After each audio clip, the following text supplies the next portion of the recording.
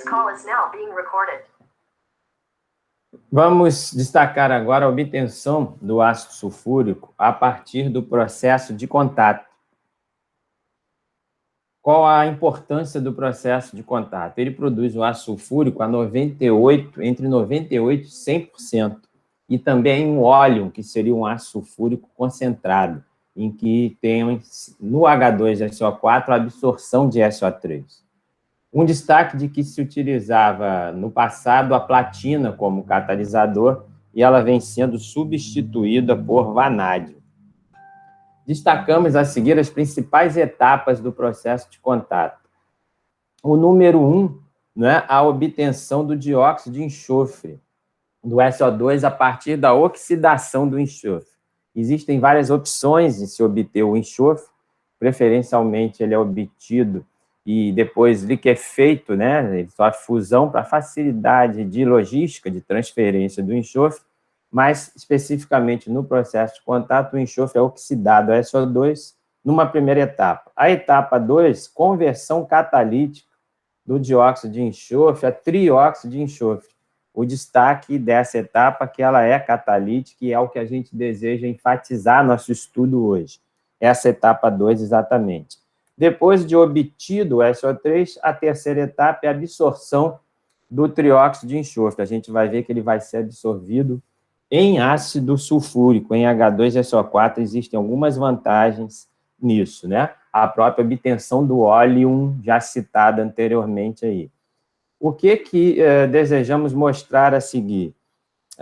Enfatizar a etapa em que temos o estudo, né, do princípio de Le Chatelier, né, e da velocidade de reação. São aspectos da fisicoquímica que a gente quer destacar nessa etapa aqui. Então, eu vou compartilhar com vocês, né, a tela que mostra isso, né, que mostra o estudo da oxidação do SO2 para SO3, né, e o destaque de que essa etapa envolve o princípio de Le Chatelier, né, e os aspectos cinéticos, né, os aspectos cinéticos. O que a gente sabe da cinética química? Sabemos que, a princípio, uma maior temperatura, né, garante o quê? Uma velocidade maior do processo. A questão é se essa velocidade coincide com os aspectos do equilíbrio químico. É essa tela que eu desejo compartilhar com vocês, e aí eu dei o nome de velocidade versus equilíbrio, né? Então, o que temos nessa tela aí a princípio, né? A reação de oxidação do SO2 a SO3. E aí eu estou chamando de sentido 1 em romanos, né, a obtenção do SO3, e sentido 2, o retorno da reação.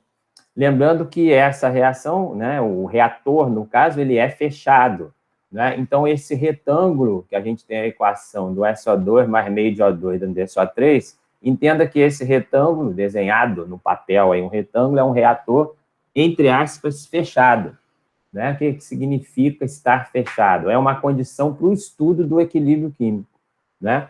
E aí, recordando questões do princípio de Le Chatelier, um primeiro destaque aqui, um primeiro certinho que eu coloquei aqui, T com seta para cima. O que é isso? Aumento de temperatura desloca para o lado endo, para o sentido 2. Desloca para o lado endo o quê? O equilíbrio químico. E perceba que o sentido 2 em romanos não é a obtenção do SO3, que é o objetivo dessa etapa do processo, né? O objetivo aqui é obtermos o SO3. O aumento de temperatura desloca para o lado endotérmico, tá? A informação aqui ao lado do retângulo, em cima à direita, que essa reação, no sentido 1 em romanos, SO2 mais meio de O2, dando SO3, essa reação, nesse sentido, é exotérmica. E aí, necessariamente, no sentido oposto, ela seria endotérmica. Como o aumento de temperatura desloca para o lado endotérmico, pelo princípio Le Chatelier, o aumento de temperatura desfavorece a produção de SO3 no equilíbrio químico, né? Ou seja, esse SO3 fica prejudicado com temperatura maior. E aí você pode me dizer, tranquilo, então a opção seria fazer em temperatura baixa. A questão é que em temperatura baixa temos o quê? Uma perda da cinética química. Então percebam que existe uma disputa, né, entre a temperatura maior, que desfavorece a produção de SO3, mas a temperatura maior aumenta o quê? A velocidade. Então, eu estou mostrando para vocês que há uma disputa no título dessa transparência, desse material que eu preparei aqui. Vejam, o título é o quê? Exatamente velocidade versus equilíbrio. E percebam que o que está em disputa? Esse fato de que a temperatura alta, se por um lado favorece o aumento da velocidade da reação, isso é desejado a nível industrial, por outro lado, esse mesmo aumento de temperatura desloca no sentido endotérmico, que desfavorece a produção de SO3, está claro?